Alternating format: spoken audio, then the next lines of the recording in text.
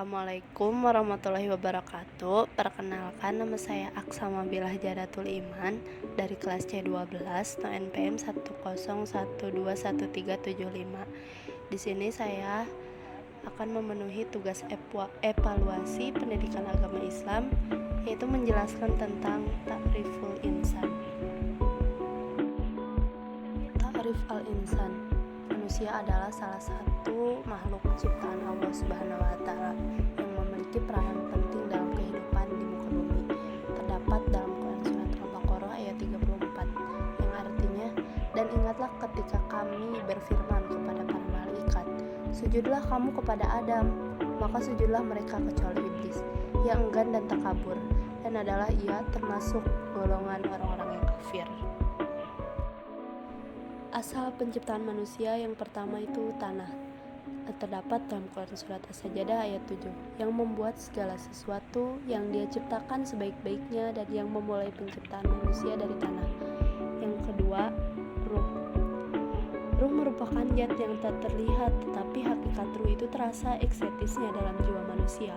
Fungsi utama ruh untuk merasakan, meyakini, menghendaki, dan memutuskan terdapat dalam Quran surat As-Sajdah ayat 9 yang artinya kemudian dia menyempurnakan dan meniupkan ke dalam roh ciptaannya, dan dia menjadikan bagi kamu pendengaran, penglihatan, dan hati, tetapi kamu sedikit sekali bersyukur. Kedua, unsur manusia. Yang pertama, hati. Terdapat hadis Bukhari nomor 52 dan Muslim nomor 1599 yang artinya, "Ingatlah bahwa di dalam jasad itu ada segumpal daging. Jika ia baik, maka baik pula seluruh jasad. Jika ia rusak, maka rusak pula seluruh jasad. Ketahuilah bahwa ia adalah hati jantung." Kedua, akal. Terdapat dalam Quran surat Al-Hajj ayat 46.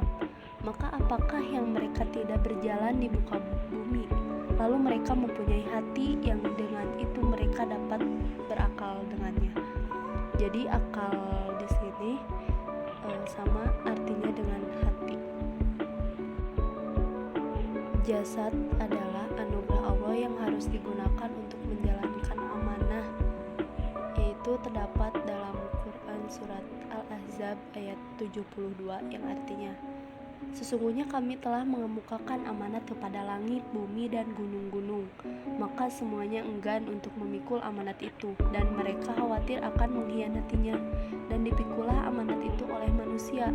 Sesungguhnya manusia itu amat zalim dan amat bodoh."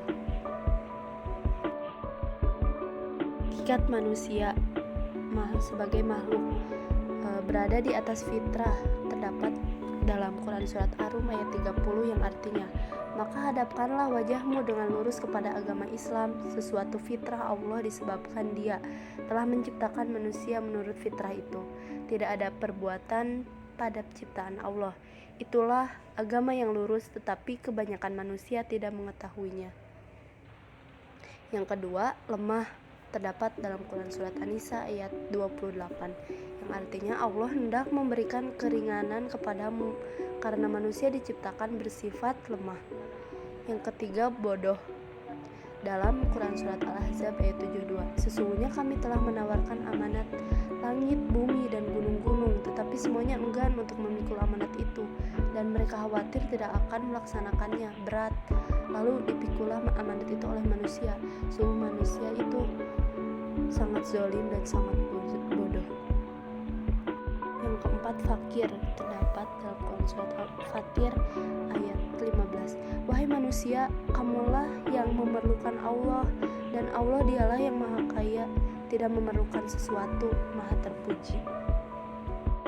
Yang kedua, manusia yaitu dimuliakan, yaitu dengan ditiupkannya ruh. Terdapat dalam Quran surat As-Sajdah ayat 9, "Kemudian dia menyempurnakannya dan meniupkan roh ciptaannya ke dalam tubuhnya, dan dia menjadikan pendengaran, penglihatan, dan hati bagimu, tetapi sedikit sekali kamu bersyukur." Yang kedua, memiliki keistimewaan.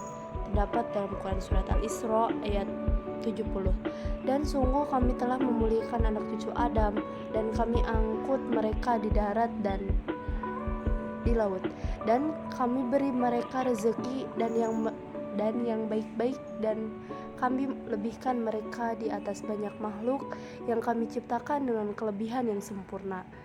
Yang ketiga, ditundukkannya alam padanya. Terdapat dalam Quran Surat Al-Baqarah ayat 29. Dialah Allah yang menciptakan segala apa yang ada di bumi untukmu, kemudian dia menuju ke langit, lalu dia menyempurnakannya menjadi 7 langit, dan dia maha mengetahui segala sesuatu. Hakikat yang ketiga dibebani, yaitu dengan ibadah. Terdapat dalam Quran Surat Az-Zariyat ayat 56. Aku tidak menciptakan jin dan manusia, melainkan agar mereka beribadah kepadaku. Yang kedua, menjadikan khalifah. Dan ingatlah ketika Tuhanmu berfirman kepada para malaikat, aku hendak menjadikan khalifah di muka bumi. Mereka berkata, apakah engkau hendak menjadikan orang yang merusak dan menumpahkan darah di sana? Sedangkan kami bertasbih memujimu dan mensucikan namamu. Dia berfirman, sungguh aku mengetahui apa yang tidak kamu ketahui. Yang keempat, bebas memilih. Dialah yang menciptakan kamu, lalu di antara kamu ada yang kafir dan di antara kamu juga ada yang mukmin, dan Allah Maha melihat apa yang kamu kerjakan. Quran Surat At-Tagabun ayat 2. Tanggung-jawaban.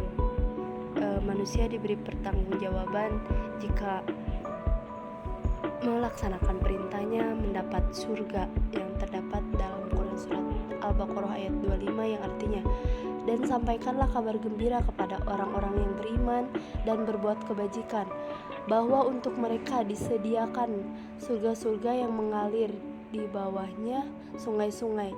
Setiap kali mereka diberi rezeki buah-buahan dari surga, mereka berkata, inilah rezeki yang diberikan kepada kami dahulu. Mereka telah diberi buah-buahan yang serupa, dan mereka memperoleh pasangan-pasangan yang suci, mereka kekal di dalamnya. Sebaliknya, jika mereka menentang, akan masuk neraka.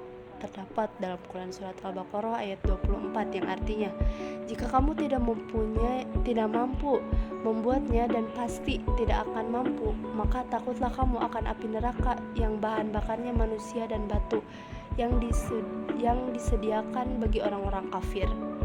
Materi terakhir yaitu potensi manusia. Potensi sendiri itu artinya kemampuan yang mempunyai kemungkinan untuk dikembangkan. Yang pertama, potensi pendengaran. Pendengaran adalah kemampuan untuk mengenali suara. Dijelaskan dalam Quran Surat An-Nahl ayat 78, yang artinya, dan Allah mengeluarkan kamu dari perut ibumu dalam keadaan tidak mengetahui sesuatu pun, dan dia memberi kamu pendengaran, penglihatan, dan hati agar kamu bersyukur. Yang kedua, potensi penglihatan. Penglihatan adalah kemampuan untuk mengenali cahaya dan menafsirkannya dalam salah satu indera. Allah memberikan penglihatan sebagai anugerah. Dianugerahinya pula manusia mata yang dengannya dia dapat melihat, memandang, memperhatikan kejadian alam semesta yang ada di bumi ini. Yang ketiga, potensi hati. Bukhari Sahih Kitab Al-Imam Bab Fadman Istabra li Dini no hadis 52, yang artinya, dan sesungguhnya di dalam satu jasad ada seketul daging, jika ia baik maka baik seluruh anggota, dan jadi rusak maka rusaklah seluruh anggota. Ketahuilah ia adalah hati. Setelah manusia diberi potensi oleh Allah Subhanahu wa Ta'ala, dikasihlah tanggung jawab, yaitu tanggung jawab adalah kesadaran diri manusia terhadap semua tingkah laku yang diperbuat, yang disengaja maupun tidak disengaja. Dijelaskan dalam Quran Surat Az-Zariyat, dan aku tidak menciptakan jin manusia melainkan supaya mereka mengabdi kepadaku.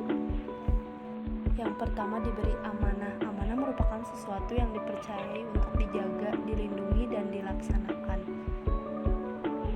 Yang kedua, hianat. Bagi manusia yang memiliki sifat hianat, maka Allah Ta'ala akan mengazab dan menghinakannya. Na'udzubillahi min dzalik. Mereka yang tidak mau menggunakan potensi dirinya untuk beribadah diumpamakan oleh Allah Subhanahu wa Ta'ala dengan berbagai perumpamaan hina. Yang pertama, bagaikan binatang ternak. Yang kedua, bagaikan anjing. Yang ketiga, ketiga seperti monyet atau seperti babi. Yang keempat seperti kayu. Yang kelima seperti batu. Yang keenam seperti keledai. Sekian dari saya, mohon maaf bila ada kesalahan. Wabillahi taufiq wal hidayah. Assalamualaikum warahmatullahi wabarakatuh.